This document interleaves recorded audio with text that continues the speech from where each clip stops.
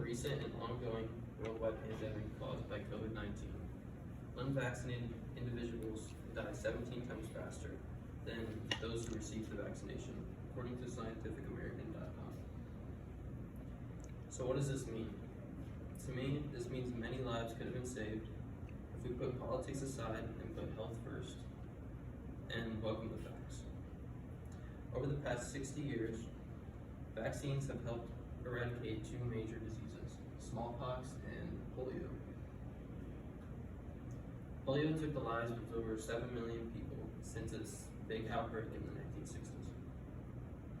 Could you imagine how many more that would be if modern medicine or vaccines didn't exist? Now that we have an idea of what a vaccine is, let's talk about its origin. The first vaccine ever was recorded in 1798 for the smallpox disease. People still have many concerns about vaccinations to this day. History has proven time and time again that vaccines are the best and safest way to fight infectious diseases. Another great thing about FDA-approved vaccinations is that they are free. In fact, you can make money from getting vaccinated in certain cases. Companies including Dollar General, McDonald's, and Walmart are just a few examples of places willing to pay you to get vaccinated. Also, some questions concerning insurance and vaccinations down the line are a big problem for some people. It is estimated that in 20 years, when COVID-19 vaccine becomes common practice for you to be able to work and for your kids to go to school, it will cost over $200 to receive if your insurance does not cover it. I'm sure everyone in the room likes to save money, so why not start by getting vaxxed today? It is also true that vaccines prevent over 3 million deaths per year, according to GiveIndia.org. Now let's talk about the social benefits that can come from everyone being vaxxed. Just by getting vaccinated in America, in some cases, this can break down the divide of different social and economic barriers by granting people from different backgrounds and struggles the same equity as many others. This also correlates with racial disparities in the health field. It's proven that minorities and people who live in lower income areas are more likely to die from diseases. Now, over the years, the roles have reversed in America.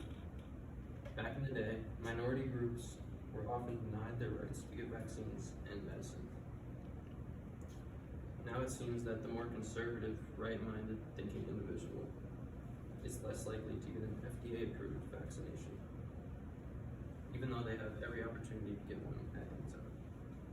To me, this shows a lack of thinking for yourself, and it says that you will take any chance you can get to hide behind political affiliation to make decisions for you, without researching for themselves. I believe some first steps we can take to approach this problem is inform the public about vaccinations. Many people share a common misconception about vaccines, and that is actually that vaccines aren't a cure for the disease. It contains a small dosage of the disease in it. That way, vaccines eventually help build your immune system. It'll help build a natural defense against it. What this basically means is by getting a vaccine, this sets up a better future for our kids and our grandchildren. They will be the first generation to have a built-in defense against COVID-19 and other diseases. Maybe even some of you in this room have had loved ones that were affected by COVID. For me, it was my grandmother. I believe it is important for people to get vaccinated because, I believe it is important for people to get vaccinated. You can visit gavi.org, Gavi.org, to inform yourself and help inform others about vaccines.